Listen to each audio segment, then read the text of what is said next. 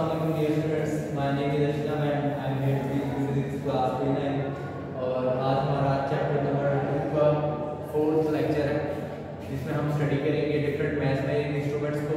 और उससे पहले हम स्टडी करेंगे एक्यूरेसी को। एक्यूरेसी किस टर्म को कहते हैं, एक्यूरेसी क्या होता है, कैसे आप एक्यूरेसी किसी भी मेजरमेंट में ऑब्टेन कर सकते हैं।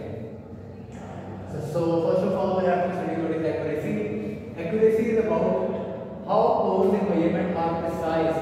Accuracy can be obtained in any measurement by overcoming systematic and random error. Accuracy क्या होती है कि कोई भी फॉर एग्जांपल आप मेजरमेंट ले रहे हैं, अगर आपको फॉर एग्जांपल 2 सेंटीमीटर की मेजरमेंट चाहिए और आप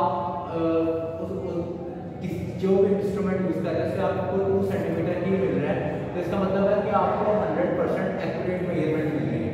100% आपको एक्यूरेट मेजरमेंट मिल रही है, उसमें 1 पॉइंट का या आधे पॉइंट का भी फर्क नहीं आ रहा। ठीक है, यानी आपकी मेजरमेंट जो है 100% एक्यूरेट है। ठीक है, लेकिन अगर तो उसमें फॉर एग्जांपल अगर आपको 2 सेंटीमीटर चाहिए और आपके पास आ रहा है 1.9 सेंटीमीटर, ठीक है, तो उसमें कुछ पॉइंट्स का फर्क आ रहा है। ठीक है, इस तरीके से एक्यूरेसी को आप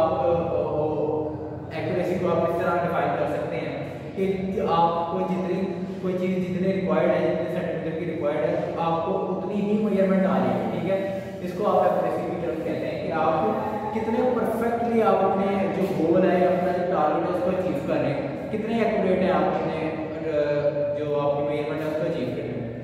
एक्यूरेसी को आप ऑब्टेन कैसे कर सकते हैं? देखें, जब कोई भी चीज़ हो, अगर कोई चीज़ खराब हो रही हो तो उसमें फॉल्ट तो आपको ही होता है। आप कोई चीज़ मिस कर रहे हैं, तो उसमें उसके जो रिजल्ट्स हैं उसमें कोई ना कोई कमी आ रही है। ठीक है, लेकिन आप एक्यूरेसी को कैसे ओवरकम कर सकते हैं कि आपको इंस्ट्रूमेंट से यूज़ करना आना चाहिए। ठीक है, यानी इंस्ट्रूमेंट में सिस्टमैटिक एरर ना हो। ठीक है, आपने पिछले लेक्चर में सिस्टमैटिक एरर पढ़ा। सिस्टमैटिक एरर क्या होता है कि जो भी आप इंस्ट्रूमेंट यूज़ कर रहे हैं उसमें कोई एरर आ रहा हो, उसको आप क्या कहते हैं? Systematic error. कि आपको इंस्ट्रूमेंट को यूज़ करना सही तरीके से आना चाहिए। ठीक है, इंस्ट्रूमेंट को आप सही तरीके से यूज़ कर रहे हैं। ठीक है, और आपको रैंडम एरर को भी ओवरकम करना पड़ेगा। रैंडम एरर, सिस्टमैटिक एरर, या सारा लेक्चर नंबर 3 में पढ़ चुके हैं। इन 2 एरर्स को ओवरकम करके आप अपनी 100% एक्यूरेसी किसी भी मेजरमेंट में गेन कर सकते हैं। Is it clear? आगे है आपके पास दूसरी टर्म आपने पढ़नी है लेंथ मेजरिंग इंस्ट्रूमेंट्स। कोई ऐसे इंस्ट्रूमेंट जिससे आप लेंथ मेजर कर सकते हैं।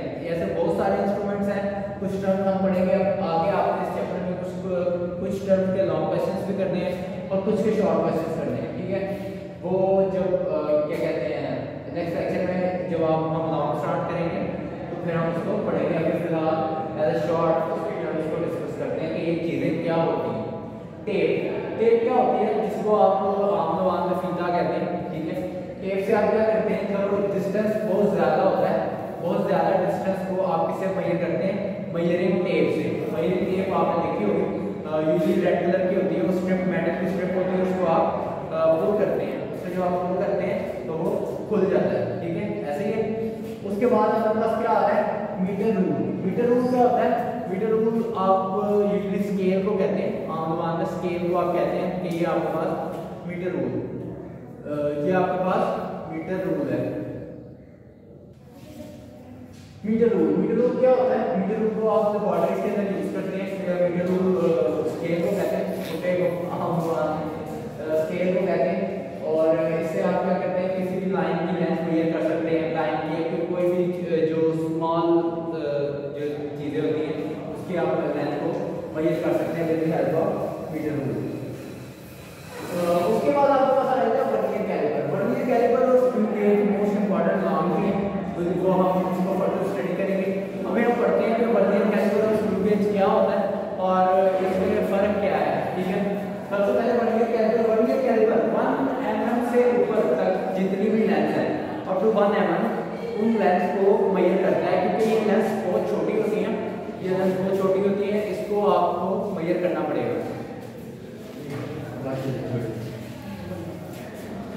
तो वर्नियर कैलिपर आपको किस काम के लिए यूज होता है? आपको 1 मिलीमीटर की जितनी भी लेंथ है उसको मेजर करने के लिए। ठीक है, उसके बाद आपके पास आता है स्क्रू गेज।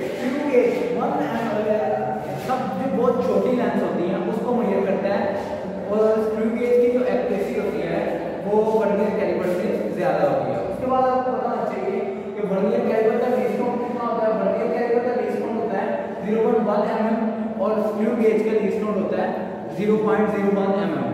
ये था आज का लेक्चर, जो कि आपने लेंथ मेजरिंग इंस्ट्रूमेंट्स को स्टडी किया और आपने एक्यूरेसी की ट्रेंड को स्टडी किया। आई होप कि आपको समझ में आ गया हो।